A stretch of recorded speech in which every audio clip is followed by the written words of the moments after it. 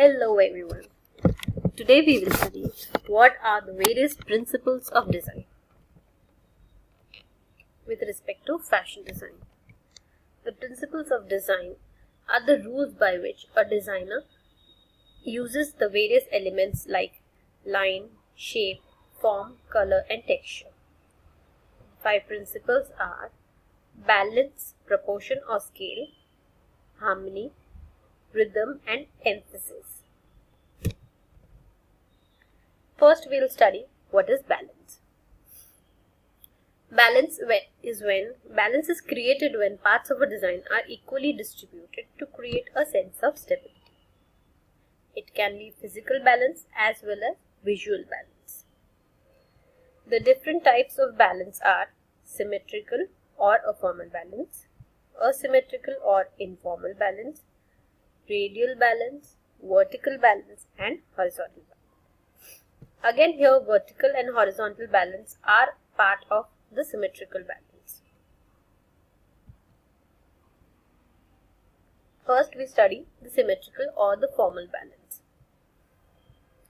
The main point in this kind of balance is that the left and the right side or the top or the bottom side, they are identical with respect to a central axis or a central line. The second is a asymmetrical or the informal balance, where parts of a design are not identical to each other but they are equal in visual weight. For example, in the first figure, consider a central axis going from top to bottom or going from left to right. You will not see identical elements anywhere across the central axis. Similarly, in the first dress, it is an asymmetrical shoulder dress and an asymmetrical skirt. Even though they are asymmetrical, visually the weight is balanced. That is why it is called an asymmetrical or a formal balance. Third type of balance is a radial balance. It is similar to a radius of a circle. The design elements radiate outwards from the center. In the first example, the design seemed to radiate from the center going outside.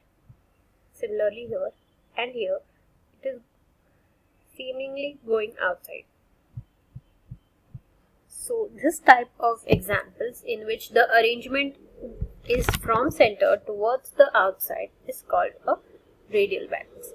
Radial balance is also called a formal balance because once you divide it from the center, the left and the right sides or the top and the bottom are equal, are similar to each other. Okay. Then the vertical balance. It is again a part of a formal balance in which the top and the bottom parts are equal. Horizontal balance is a balance in which the left and the right parts are equal. These are the various examples of horizontal balance. So if you draw a line, the left and the right side of the dresses are similar. So it gives an appearance of formal balance. The next element of design is emphasis. So what is emphasis? Emphasis is a point of attention in a design. It is a main focal point. It focuses attention of one feature and keeps everything else secondary. So other things become secondary in this.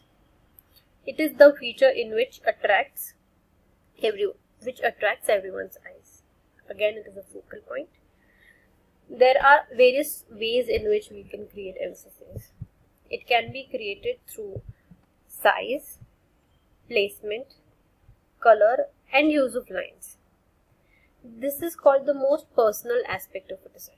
Why? Because it is dependent totally on a designer on which part of the design, which part of the dress to emphasize. So it depends on designer to designer to create a focal point. That is why it is called the most personal aspect. In these examples, you can see various focal points being used in these dresses. For example, in the first dress, you can see the red color. Emphasis is given to the bright colors. In the second example, this off-shoulder is a point of emphasis. In the third example, this brooch used here is a point of emphasis, and in the fourth example, the black belt in the central is the point of emphasis. The next is proportion. Proportion is a comparative relationship between elements in a design with respect to its size. So proportion cannot be singularly handled. It is always a comparison of two things with respect to one another.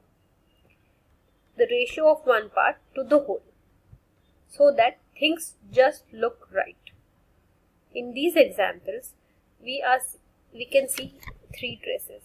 In the first dress, we can see the flowers print is too big as compared to the size of the dress. So we can say that this print is not proportional to the dress. In the second example, the size of the print is looking pleasing to the eye with respect to the size of the dress. So we can say that the flower print is proportional to the dress.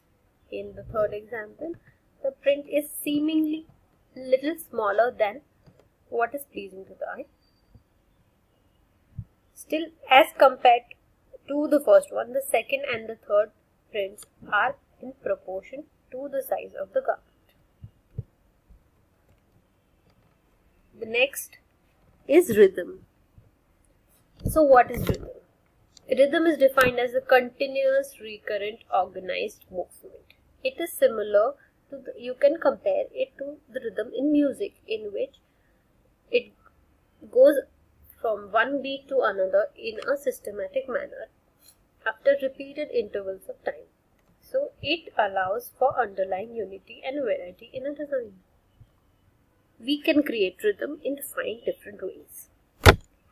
The first is rhythm by repetition, second rhythm by gradation, third rhythm by transition, fourth rhythm by opposition, and fifth rhythm by radiation. Rhythm by repetition. It can be used by repeated lines, shapes, forms, colors, textures, or patterns. So what happens is, when we repeat one element several number of times, it creates a sense of rhythm. In this example, we can see a repeated use of black colored polka dots. In this example, we can see a repeated use of lines. It creates a sense of rhythm, which is rhythm by repetition. The second example is rhythm by gradation. What gradations mean is, it is completed by increasing or decreasing one or more qualities, such as height or width or overall size. So when there is a gradual increase or decrease in size or weight or intensities of color, it is said to be rhythm by gradation. For example, here we can see the colors going from light to dark, the lines from thin to thick, size from small to large. Similarly, in this example, we can see the ruffles on the dresses going from large to small. The next example is rhythm by gradation. By gradation, it means a gradual, continuous change in one element. Here, the change element is the color. So we can see a gradual change from dark to light or light to dark in this dress. Similarly, there is no pause, there is no full stop here. It is a continuous change. Next is rhythm by transition. It is often subtle. It leads eye in a gentle, continuous, uninterrupted visual flow from one area to another or one object to another. Examples of such rhythm by transition are arches, arched doorways, which are much smoother, less abrupt than doorways with square corners. Curved lines are a sign of transition because they are continuously changing uninterruptedly, very gently, leading your eye from one point to another. in this dress, if we see, the shape of this dress is continuously changing from a rectangular shape, gradually turning into a bell shape. So this is rhythm by transition. Next comes the rhythm by opposition.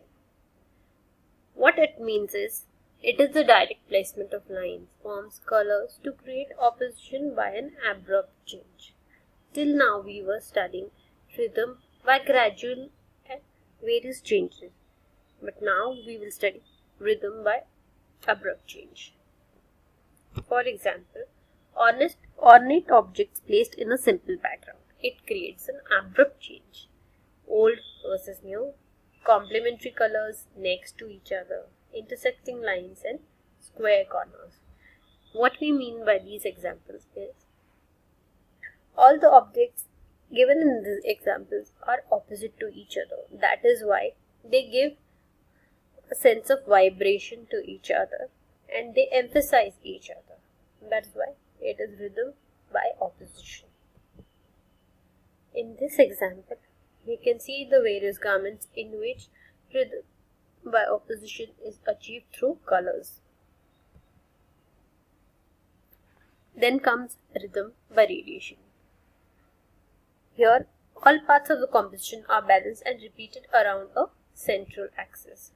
So you can see in all the examples there is a central axis and the composition is radiating from it in this dress or in the circular format. It is radiating from a central point.